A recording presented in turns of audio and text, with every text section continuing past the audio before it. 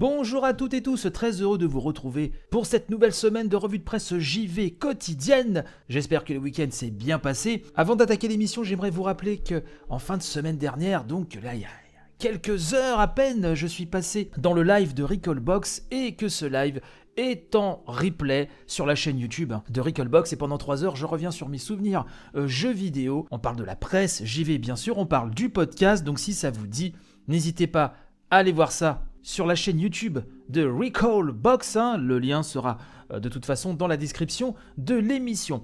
Qu'est-ce qu'on a appris récemment d'intéressant ces derniers jours ?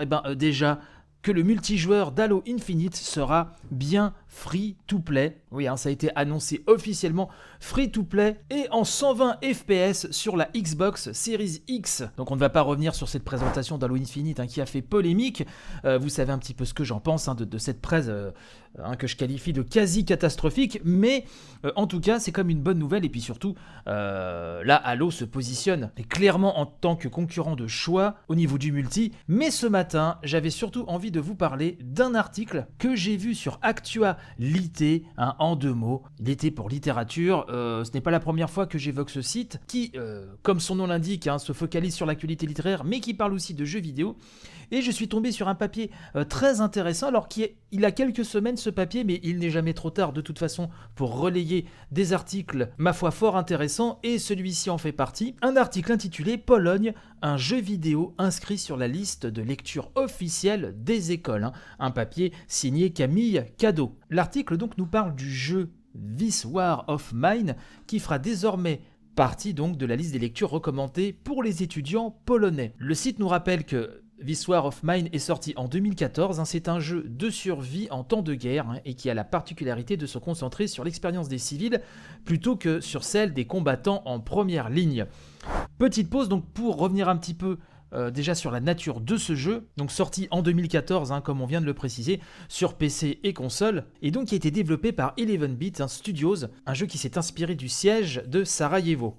Un jeu qui a globalement eu un superbe accueil critique. On a pu notamment lire sur Gamecult, dont la review avait été effectuée par Gotoz, que le jeu proposait un regard neuf sur le conflit armé et ses héros, je cite, sans sombrer dans la leçon de morale lourdingue ni oublier ses systèmes de jeu au bord de route. Du survival sans horreur qui mélange l'exploration de Deadlight et l'artisanat d'un Don't Starve, puis s'accorde une rapide étude des possibles en matière de répercussions morales. Un jeu aussi qui avait été salué par, je dirais, l'état d'esprit de ses créateurs du studio 11-Bit, puisque début avril 2015, il faut savoir que This War of Mine avait proposé un DLC dont les revenus ont été reversés à l'association War Child Charity, des revenus qui ont contribué en matière d'enseignement à améliorer les conditions de vie de 350 enfants syriens réfugiés. Donc au niveau de l'enseignement, avec des frais scolaires pris en charge, la formation d'enseignants, etc.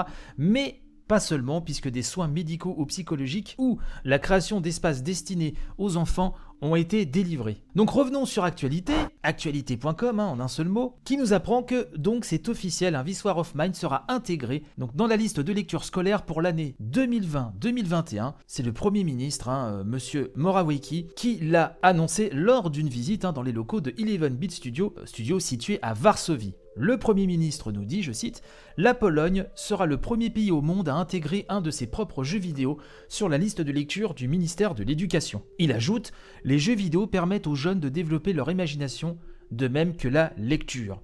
En intégrant les jeux vidéo dans notre système éducatif, nous élargirons notre imaginaire et apporterons quelque chose de nouveau à la culture. » Alors toutefois, on nous précise que le jeu figurera dans la catégorie des lectures facultatives, mais enfin c'est quand même un pas assez important. La liste de lectures où sera inscrit This War of Mine s'adressera aux étudiants en sociologie, en éthique, en philosophie ou encore en histoire.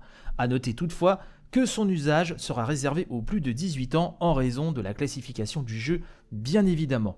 Le PDG d'11 Studio, M. Miekowski, a dit, je cite, « Bien sûr, les jeux sont déjà utilisés dans l'enseignement, notamment pour les matières telles que les mathématiques, la chimie ou encore le développement des capacités cognitives.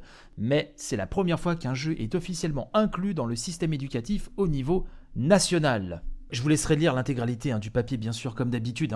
Le lien sera dans la description de l'émission. Mais le Premier ministre polonais ajoute sur la thématique du jeu, qui, je le rappelle, qui s'inspire du siège de Sarajevo et de l'insurrection de Varsovie.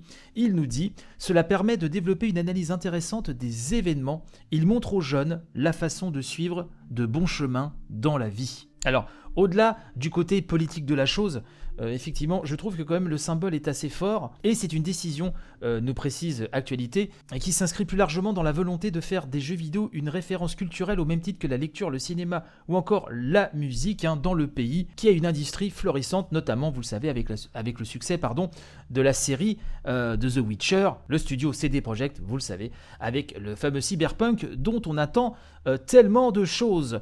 Voilà, je voulais. Donc il y a d'autres citations, d'autres petites explications. Je vous laisse découvrir tout ça sur Actualité. Pologne, un jeu vidéo inscrit sur la liste de lecture officielle des écoles. Même si, comme je vous le disais, même si l'info a quelques semaines, il me paraissait important de vous en parler ce matin. Je vais donc vous dire à demain matin, je vous souhaite la bonne journée. N'hésitez pas à partager un maximum. Je rappelle que l'émission est disponible sur toutes les applis de podcast et également sur YouTube et IGTV sur Instagram, où je m'enquiquine à vous faire un petit montage que j'espère sympatoche au quotidien. Voilà, je vous remercie de votre fidélité et donc je vous dis à demain. Allez, bye bye.